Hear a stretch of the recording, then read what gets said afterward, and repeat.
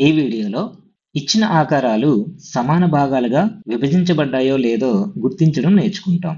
దీనిని ఇంగ్లీష్లో cutting shapes into equal parts అని అంటారు. ఒక ఉదాహరణ చూడండి.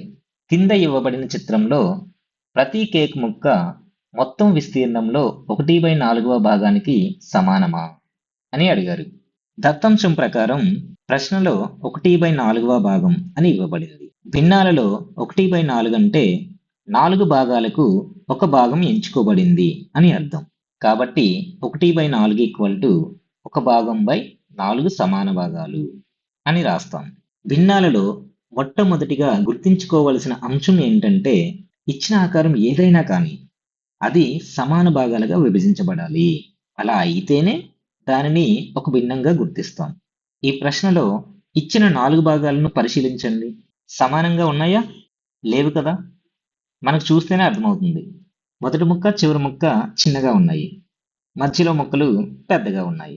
మరి దీనిని భిన్నంగా రాయగలమా? రాయలేము.